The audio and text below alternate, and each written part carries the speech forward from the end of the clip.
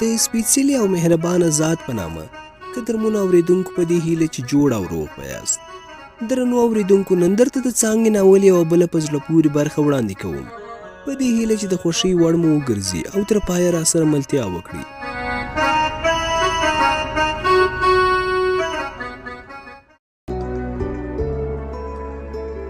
موږ لا په دې خبرو کې اخته وو چې زما د کاکا زوی په دروازه راننوتې.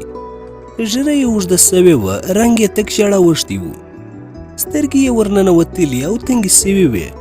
موږ هیڅ ونه پېژندې، خو هغه زړور دننه را روان و. مور مې مخې ته ورغله، سمدستي یې ترې پوښتنه وکړه: وروره ته څوک یې؟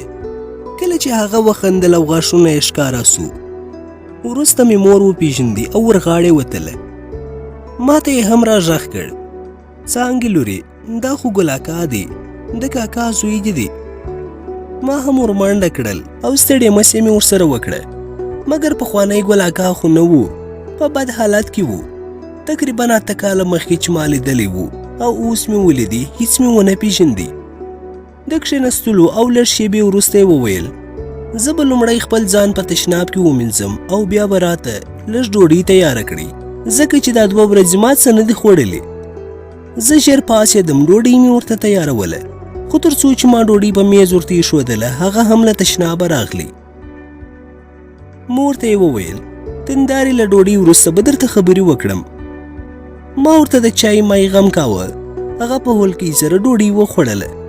له ډوډۍ نه وروسته مور مې ورته په پیاله کې چای واچوه او بیا یې ترې پوښتنه وکړه: ګل اکا جانه، دا په څه حالت کې یې؟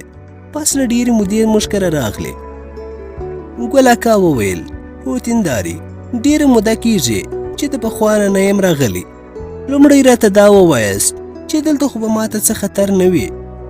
مور مې وویل: نه نه، تا ته دلته هیڅ خطر نسته، موږ یو دهقان هم په مجاهدو کې دی، هیڅ پروا مه کوه. ده به د کلا دروازې ته همیش کتل. ما ورته وویل: وروره زموږ د کلا دروازه شپه او ورځ پورې وي، بې غمه اوسه، په دې کلي کې بې له هغې څوک هم نه دی پاته. ده لومړی وویل: د کاکا څه حال معلوم نه سو؟ مور مې ورته وویل: نه ګل اکا جانه، په هغه ورځ چې ستاسو ملګرو بې ولیدي، بیرته یې هیڅ حوال نه دی معلوم سوی. پلار دې هم په باجوړ کې خبر سوی و، جواب یې را لېږلی دی، ویلې په نږدې ورځو کې به درسم، مګر تر اوسه لا نه دی راغلی. هغه وویل: زه خو کله چې د حربي پوهنتون نه فارغه سوم، په سرحدي لوا کې افسر مقرر سوم. 1 کال نیم لا نه و تېر سوی چې د ثور انقلاب وسو. زموږ لیوا له جنوب نه راغله، په ننګرهار بهسود کې یې ځای پر ځای سوه. زه خو د خلق په ګوند کې نه وم، په خپله رتبه کې یو عادي افسر یم. غوږ ونیسه چې کیسه درته وکړم.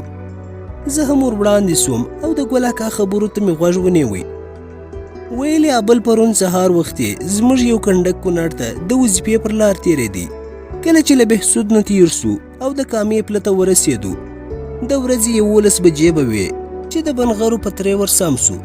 له پاسه د غره نه راباندې ډزې ونښتې. موږ په موټرو کې وو او هغوی پاس په مورچو کې ناست وو. تر څو چې زموږ عسکرو له موټره ودانګل، ځانونه یې جګړې ته برابرول. مجاهد له پاسه راښکته سول، بیخي تن په تن جګړه ونښته. د هغوی شمېر تر موږ څو برابره زیات و. زموږ کتاب تس نس سوه، بې شمېره مړي او زخمیان له دواړو خواو نه وسول. ځینو موټرو ته یې اور واچاوه. ډېرو عسکرو د مرګ نه د خلاصون په وجه سیند ته ودانګل. معلوم نه سول چې څوک خلاص ول او څوک له منځه ولاړل. کله چې مجاهد له پاسه ډله ییز سړک ته راکوزېدل، عسکرو به پرې ضربه کوله. داسې به رالغښتل لکه د مرغیو غوندې. سیند ته مې پام سو، ځینو بېچارهګانو لامبو زده نه وه. ښه مې لیدل چې په اوبو کې به ډوب سول. کتار له کنټروله ووتې، هر سړی په خپل سر سو. زما سره چې کوم کارتوس وو ټول مې والوزول. فکر مې وکړ که ورته تسلیم سوې په مرګ به دې ووژنې. ما ویل راځه د تیږو دیوال لاندې د سیند غاړې ته ښکته سه. هماغه و چې توپک مې د تیږو په دیوال کې ښخ کړ. ما له جامو سره په سیند کې ځان غوپه کړ. پوهېدم چې ډزې را باندې کېږي. کله به مې ځان غوپه کړ او کله به مې سر راپورته کړ. ښه شېبه مې دغه چل څو ځلې تکرار کړي، خو ډزې را باندې زیاتې سوې. مجبوره سوم چې په سیند کې ځان ښکته لاهو کړم. د لومړي ځل لپاره مې چې غوپه ووهله، ساه مې ښه ډېره بنده کړه او ځان مې په سیند کې خوشي کړي. په سیند کې ډېر کښته ولاړم. کله به مې سر په اوبو کې غوپه کړ او کله بیرون په لامبو وهلو ستړی سوم. لکه د مړي په شان مې په اوبو کې ځان پرېښوی. خالي لاسونه مې لږ لږ خوځول. یو وخت ناڅاپه په یوه بیله باندې وختم. پښې مې اوبو کې پر مځکه ولګېدې. اوبه مې ډېرې تېرې سوي وې. خېټه مې راته جاله سوې وه. بوټان مې له پښو وتلي وو. درېشي مې لا په ځان کې وه. تر درېشي لاندې مې جامې هم اغوستې وې. ځان مې په وسو وچیته کړي. په یوه تیږه پرېوتم. له خولې مې اوبه ولاړې. ډېر وخت بې هوښه پروت وم. یو وخت چې مې سترګې ورغړولې چې یوه زړه بوډۍ مې د یو وړوکي هلک سره سر ته ناسته وه. ویلې اخ زویه ته ژوندی یې؟ بلا دې واخلم، وچې ته راووځه. زه له اوبو نه ووتلم. پرتوګ او کمیس مې له اوبو نه وزبېښل. یوې تیږې ته کښېناستم. زړې بوډۍ رانه تپوس وکړي. ویلې زویه په دې اوبو کې څنګه پروت وې؟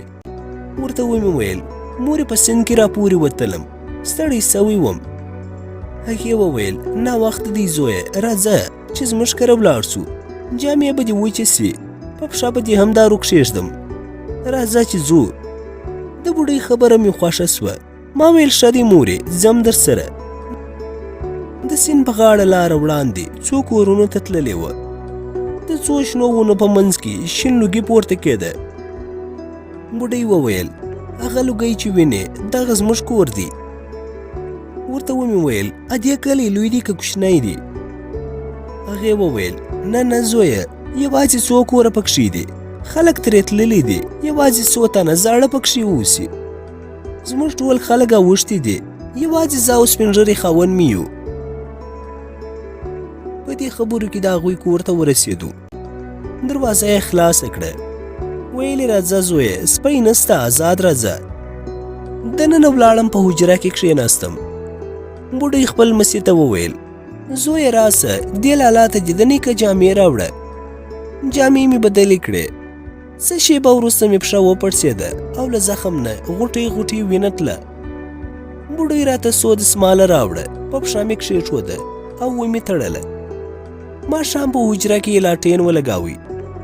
لږه شېبه وروسته د بوډۍ څښتن په دروازه کې راغلی. امسا یې لګوله. چې حجرې ته راننوتې، زه ورپاڅېدم او روغبړ مې ورسره وکړي. بوډۍ راغله او زما د راتلو کیسه یې ورته وکړه. هغه کټ ته کښېناستي. امسا یې د کټ لنګې ته ودروله. ښځې ته یې وویل زرګه وه، دا ځوان به وږی وي، د ډوډۍ غم ورله وکړه. بوډۍ ولاړه بلې کوټې ته. بوډا راته وویل زویه ته د کوم ځای یې؟ چیرې ځې؟ ما ورته وویل کاکا زه به ډاک کلي کې یم. د کاکا کره مې تلم، خو په سیند را پرېوتلم. چندان لامبو مې زده نه ده، خو یو لیونتوب مې وکړي. په سیند کې مې پښه له زیږو تیږو سره ولګېده. په وسو مې ځان دې غاړې ته راویستی. د سیند په غاړه پروت وم. چادې راپورته کړم. له ځانه سره یې کور ته راوستم. هغه وویل ښه دی زویه، دا ستا خپل کور دی چې خپه نه سې. ما ورته وویل کاکا ژوندی اوسې. نور خپله اصلي کیسه مې ورته ونه کړه. فکر مې وکړ چې څه راپېښ نه سي. بوډا وویل زویه چلم یا نسوار خو به نه کوې؟ ما وویل کاکا جانه چلم کله کله څکم. لمسۍ یې چلم راوړي، تازه اوبه یې پکې واچولې. چلم مې وڅکاوه. هغه ته مې هم ونیوی. هغه ترې هم دوړه پورته کړه. هغه ډېر سپین ږیری و، مګر تکړه و. لکه د زلمي غوندې یې چلم په خټ خټ وڅکاوه. لمسۍ یې ډوډۍ راوړه. ډوډۍ مې هم وخوړه. چای ته ناست و چې بوډا رانه بیا پوښتنه وکړه. ویلې زویه ستاسې خواته څه حال دی؟ ما وویل کاکا جانه ډېره بده ورځ ده، شپه او ورځ جګړه ده، خلک تر مرۍ راغلي دي، بس درز او دروز دي، په هر کلي کې همدا اوازې دي، اخ پلانکی مړ سو، هره شېبه د مرګ او مړینې خبرې دي. زاړه بوډا خپل سر وخوځاوه. ویلې هو زویه، ترخې شپې ورځې را باندې راغلي دي. زه دا د 80 کالو سړی یم، داسې حال مې په خپل ژوند کې نه دی لیدلی. زما اولادونه رانه دا څو میاشتې کېږي چې تللي دي. له خپلو کډو مال بچو سره اوښتي دي. 2 زامن او 1 لمسی مې له پورې ترې نه ولګېدل. 3 واړه په یوه ورځ مړه سول. کونډې یې ماته راپاته سوې. په دې کلي کې داسې کور نسته چې څوک ترېنه نه وي وژل سوي. د 500 کډو ډک کلی اوس تش پروت دی. زما غوندې څو تنه سپین ږیرې او زړې ښځې پکې پاته دي. نور خلک ترې کډه سوي دي. له یوې خوا مو حکومت والا ولي او له بلې خوا مو توپک والا ولي. دا پاتې کسان په خپل ژوند پورې پکو دي. د خدای قهر دې ملک ته راننوتلی دی. هر څه تباه سول. ما له سپین ږیرې نه د تېرې اونۍ د ښېوې د جګړې پوښتنه وکړه. ورته ومې ویل کاکا جانه د ښېوې جګړه څنګه وه؟ که دا کیسه راته وکړې. هغه وویل د ښېوې جګړه؟ ما وویل بلې هو د ښېوې جګړه. زما د دې پوښتنې سره جوخ د سپین ږیرې په مخ کې د غم او غوښتې نښې نښانې را څرګندې سوې. په مخ یې توره څپه خپره سوه. ښکته پورته یې راته وکتل.